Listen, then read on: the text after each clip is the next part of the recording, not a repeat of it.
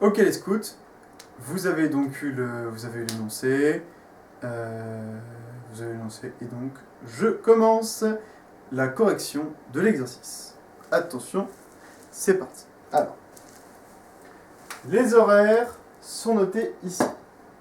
Nous avons la basse mer à 14h52 et la pleine mer à 20h32. C'est donc une marée montante. D'accord ? Ensuite, je regarde les autres informations que j'ai. Piriac-sur-Mer, on est en France. 12 décembre 2017, on est en hiver. UT plus 2. Non, là ça va pas là. Là on a un gros problème. Je vous rappelle, en France, en hiver, nous sommes en UT plus 1. En France, en été, nous sommes en UT plus 2. Donc là, les horaires qui sont valables pour une date en hiver sont donnés avec l'heure d'été. Ça va pas. Donc il faut que je fasse quoi? Il faut que je passe de UT plus 2, été, à UT plus 1, heure d'hiver. Donc je fais quoi? J'enlève une heure. Voilà. Donc je passe de 14h52 à 13h52 et je passe de 20h32 à 19h32. Voilà. Ensuite, qu'est-ce que j'ai d'autre comme information? Coefficient 110. Coefficient 110. Je suis en morte zo ou en vive zo? Je suis bien entendu en vive zo. Je rappelle que la barre, c'est 70. En dessous de coefficient 70, on est en morte zo. Au-dessus, on est en vive zo. D'accord? Donc, 110, coefficient 110, ça implique des forts courants, ça implique des super breaks pour les surfeurs et quelques petits stress pour les chefs au passage de la ténuse. D'accord? Donc on fait particulièrement attention quand on a des journées à très fort courant. 110, c'est du courant très fort. D'accord? Enfin, c'est une marée très forte qui va engendrer des courants très forts.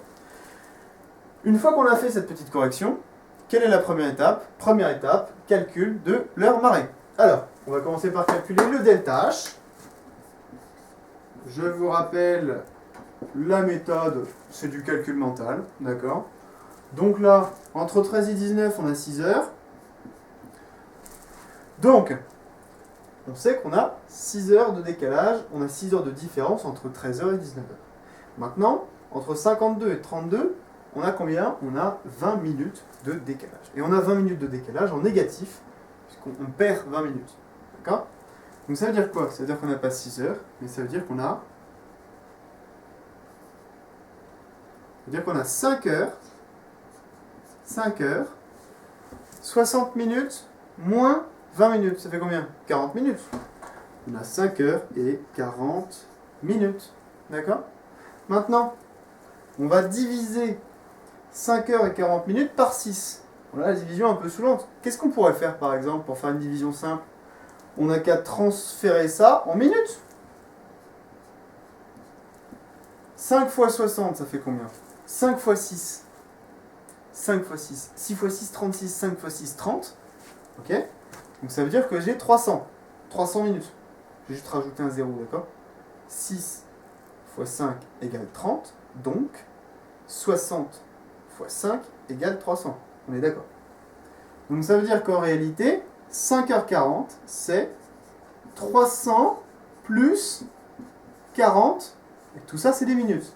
Ce qui me donne 340 minutes. D'accord? Je le note ici, minutes. Donc le delta H vaut 340 minutes.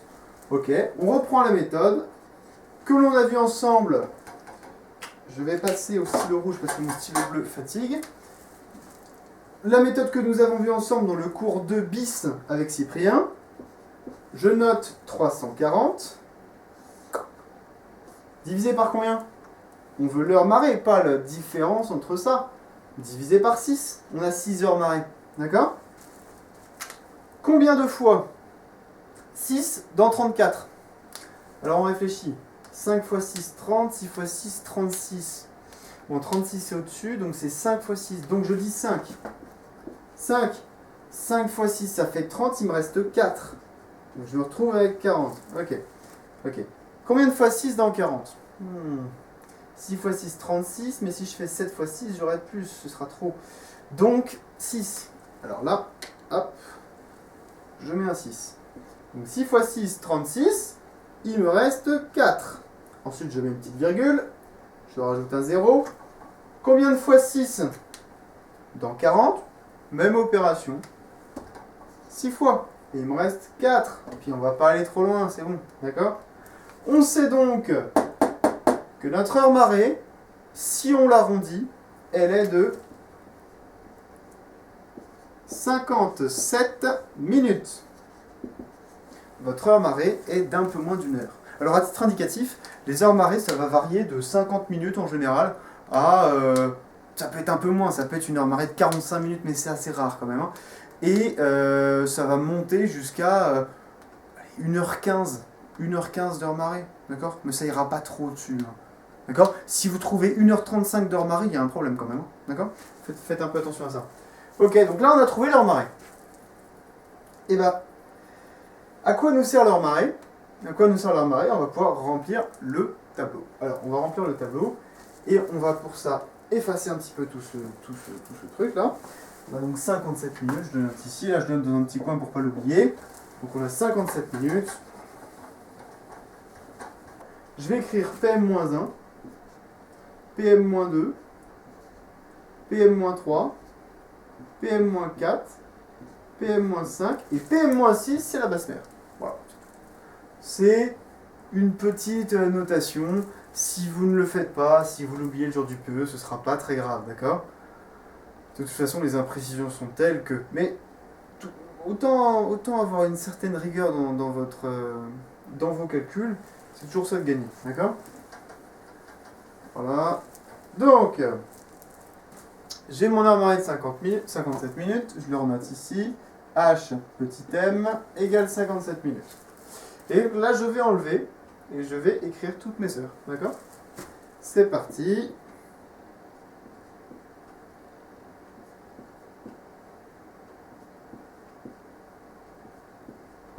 Voilà. Donc pour calculer, qu'est-ce que je me dis? Je vous rappelle que la référence étant la pleine mer, je ne vais pas ajouter mes heures marées dans ce sens-là, à partir de la basse mer, mais je vais enlever 57 minutes à chaque fois. D'accord? Je vais enlever 57 minutes à chaque fois et ça va me donner ça. Ça va me donner 18h, 18h35. Alors pourquoi est-ce que je sais que c'est 18h35? Quel est l'écart entre 57 et 60? C'est 3. D'accord? Là, on a juste... mon heure marée, elle fait juste 3 minutes de moins qu'une heure normale. Vous êtes d'accord avec ça? D'accord? Donc ça veut dire quoi? Ça veut dire qu'au lieu de me retrouver à 18h32, c'est-à-dire en ayant enlevé 60 minutes, vu que j'ai seulement enlevé 57 minutes, c'est-à-dire 3 minutes de moins, et ben je me retrouve à 35. D'accord? Parce que 35, regardez l'écart entre 35 et 32, c'est 3 minutes. Et c'est simple, hein? Ce genre de théorie, on va très vite voir si ça marche. Hein? Vous êtes prêts? Là, on va faire 17h38, 3 minutes de plus. Ensuite, 16h de 38, on va passer à combien? 41. Ensuite, 15h41, on va passer à 44. Et ensuite, 14h, 44 plus 3, ça fait 47. Voilà. Et maintenant, qu'est-ce qui se passe si je continue? Je vais me retrouver, j'enlève encore 57 minutes, je me retrouve à 13h50. On a un décalage de 2 minutes. Tout va bien, 2 minutes. Ok? Maintenant, qu'est-ce qui m'intéresse? Ce qui m'intéresse, c'est les hauteurs d'eau qui correspondent. On est bien d'accord? Bon. On va même pas les remplir heure par heure. Mais ce qui se passe maintenant, c'est qu'on a tout ce qu'il nous faut comme données pour construire notre schéma. Et donc ce schéma, eh ben, on va le faire très rapidement. C'est parti.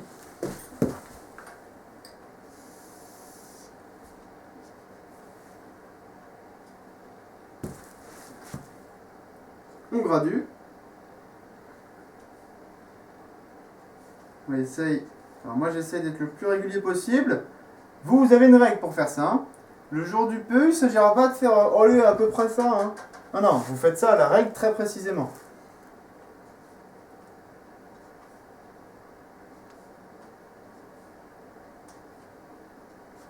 Ok, maintenant je prends le verre. Qu'est-ce qui se passe?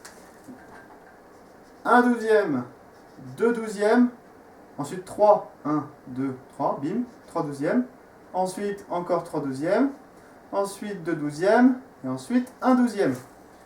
Les petites marques vertes que je viens de mettre correspondent au 12e. On a dit 1/12, 2/12, 3/12, hop, 3/12, 2/12 et 1/12. Voilà. Ensuite, je vous rappelle la démarche à suivre. Quelle est la différence? Bon là, il va falloir monter jusqu'à 8, on va graduer jusqu'à 10, d'accord? Là, on va être à 5. Là, on va être à 10. 6, 7, 8. Oh, merde, ça marche pas. C'est toujours un peu compliqué.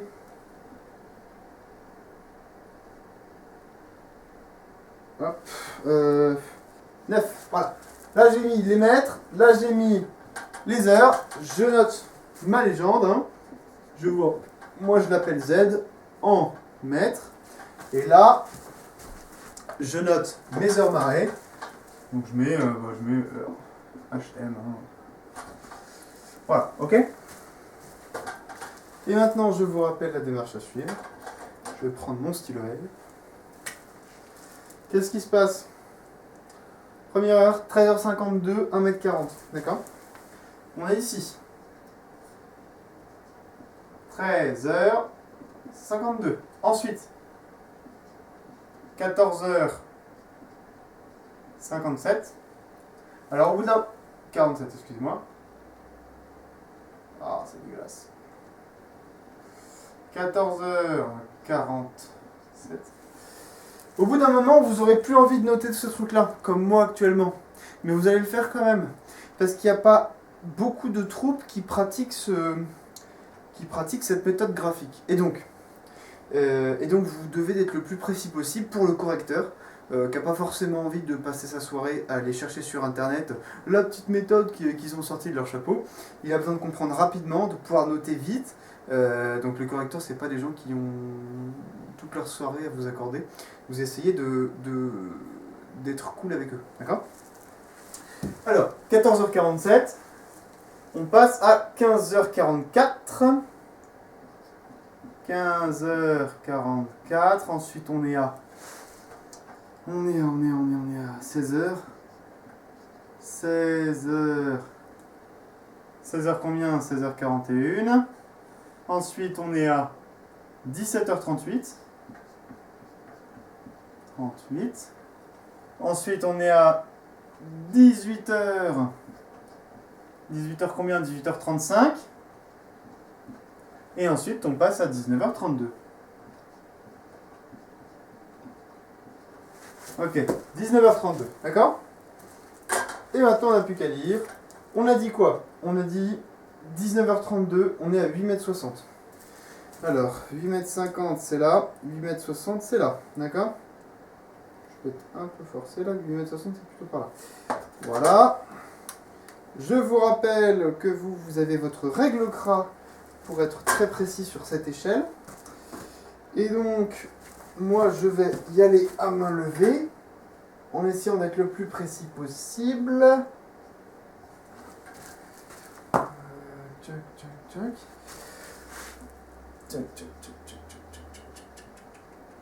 Hop. Voilà. C'est bon. Et maintenant, 13h59, qui est l'origine là. 1m40. 1m40. Alors ici, on a 1m50, on aura 1m40 là. D'accord? Et là, qu'est-ce que je fais? Je prends une règle, je trace. Bon, j'ai pas beaucoup de règles sous la main en ce moment, vous me pardonnerez. Pas vraiment fait exprès, mais c'est un peu le seul truc qui traîne.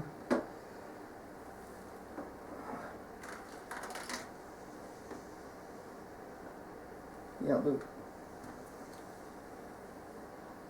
Voilà, hein. Bon, c'est à peu près, mais vous pourrez le vérifier de manière plus précise sur vos feuilles. Je suis persuadé que ce sera suffisamment précis pour avoir un résultat pas trop éloigné de la réalité, hein. Mais normalement, vous êtes censé trouver des résultats plus proches de la réalité sur vos feuilles.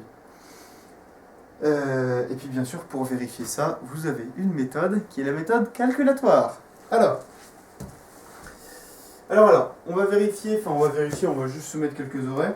En fait, là, on a tracé notre graphique et on va donc passer à la question 2. Alors, la question 2, c'était, si je me rappelle bien, je navigue avec un Dufour 24 qui a un tirant d'eau de 80 cm. Pourquoi je vous ai dit ça, tirant d'eau de 80 cm? Je vous ai juste dit ça pour que vous puissiez trier les infos intéressantes et celles qui ne sont pas intéressantes. Pourquoi est-ce que ce tirant d'eau de 80 cm n'est pas intéressant? Parce que la marée, elle monte. Et que le Gugus en question a décidé qu'il allait mouiller par 1,50 m de fond. C'est lui qui l'a décidé. C'est pas à vous de prendre la décision. D'accord? Donc ça veut dire qu'au final, vous vous en foutez de cette information que je vous ai donnée. Parce qu'elle ne vous servira pas. Donc vous l'écartez tout de suite. D'accord? Ensuite, qu'est-ce qui est important comme information? J'ai dit qu'il avait 15 mètres de chaîne, qu'il était par 10 nœuds de vent, qu'il allait mouiller à peu près 3 fois le fond. Ça veut dire quoi? Ça veut dire qu'une fois qu'il aura plus de 5 mètres d'eau, à partir de 5 mètres d'eau, il sera au niveau de la condition limite. D'accord? Et donc, à partir de 5 mètres d'eau sous la ligne de flottaison, et même en fait à partir de 5 mètres d'eau au niveau du davier, parce que bon, la chaîne, mais bon, on va dire le niveau d'eau, à partir de 5 mètres d'eau, eh bien, le bateau sera susceptible de déraper. Alors ça va pas se faire comme ça, mais en tout cas c'est ce que je vous demande de calculer dans l'exercice, et c'est ce qu'on va calculer. D'accord?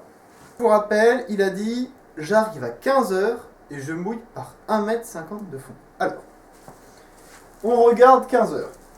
On va y aller au stylo rouge.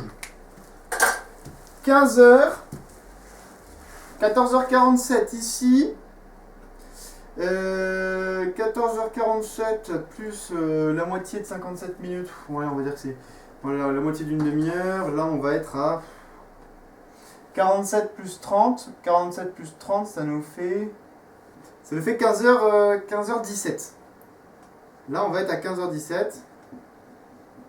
17. Lui, il a dit qu'il mouillait vers 15 h. On va être à peu près là, d'accord? Ok, je regarde, je monte. Bim, je touche.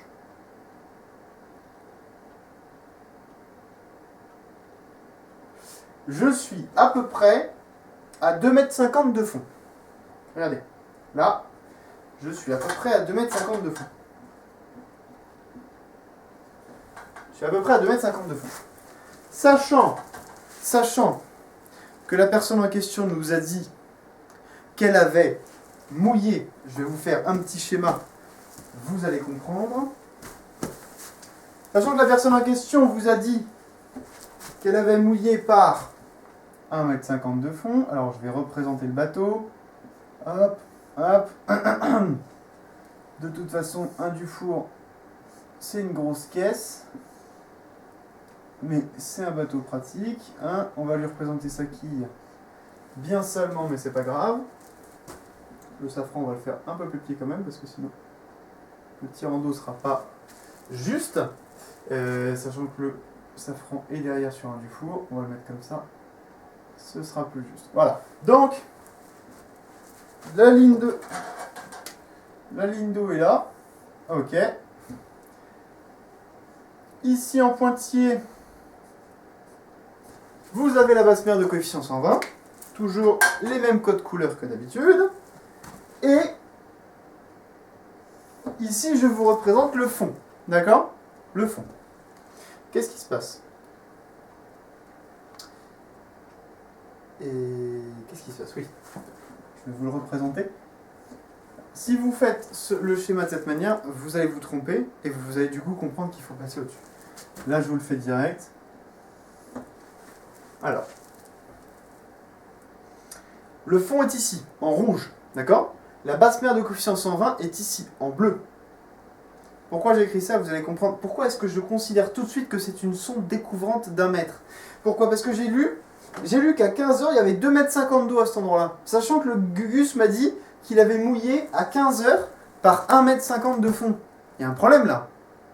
Ça veut dire qu'en fait, il a mouillé sur une sonde qui dépassait d'1 mètre. D'1 mètre au-dessus de la basse mer de coef 120. Parce que sinon, il m'aurait dit, j'aurais mouillé j'ai mouillé à 15 heures par 2,50 m de fond. Mais non, là il a dit j'ai mouillé par 1,50 m de fond. Or là, à 15 heures, je trouve 2,50 m dans mon graphique. Ce qui veut dire que la différence, je vais le noter en vert, la différence, hop, la différence entre la basse mer de coefficient 120 et le sol, enfin l'endroit où il a mouillé, elle est de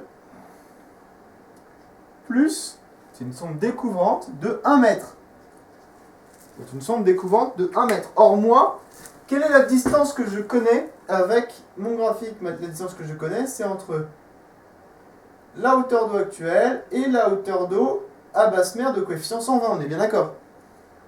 C'est d'ailleurs là que j'ai trouvé 2,50 m.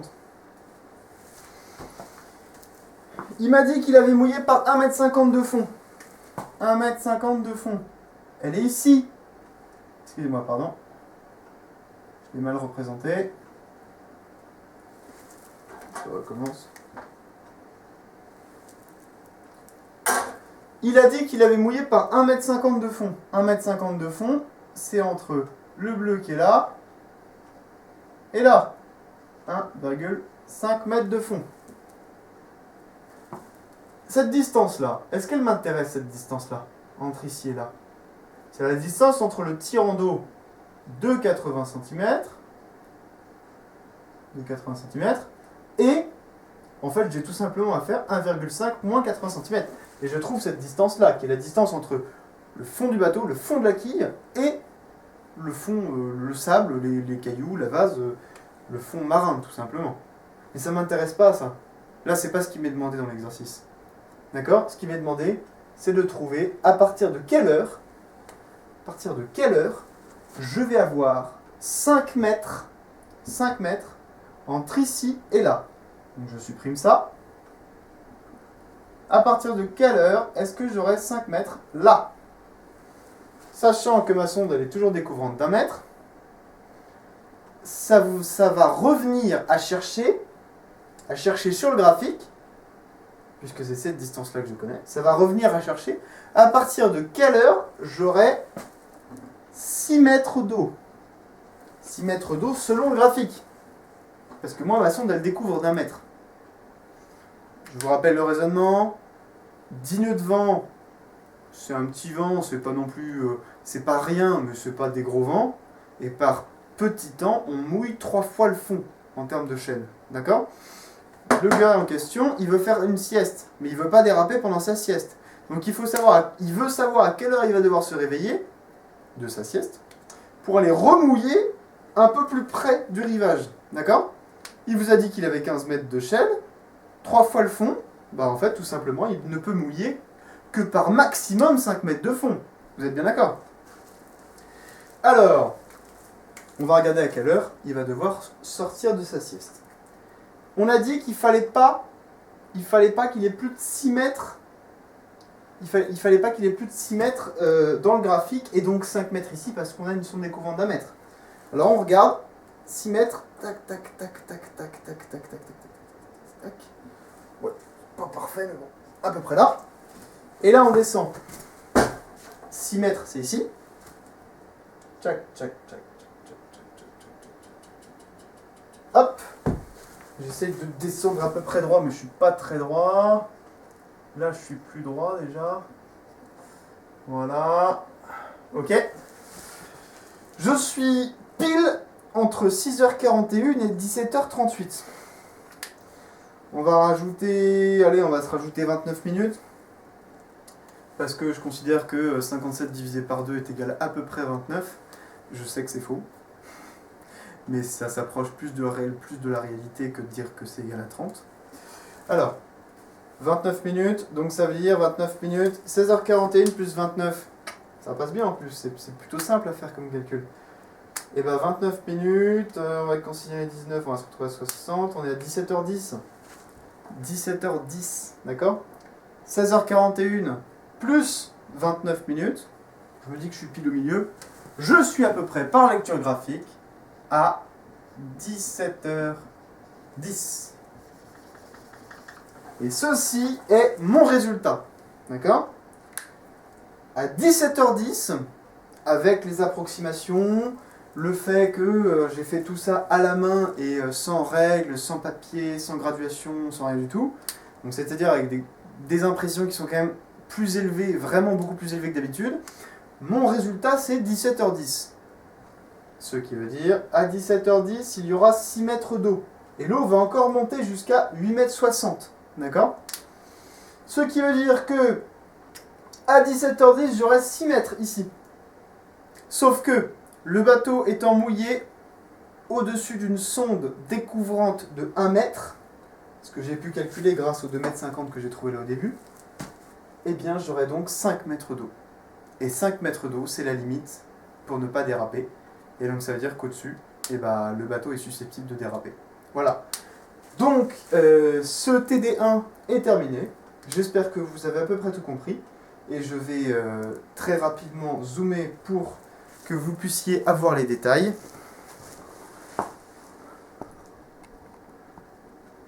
Voilà.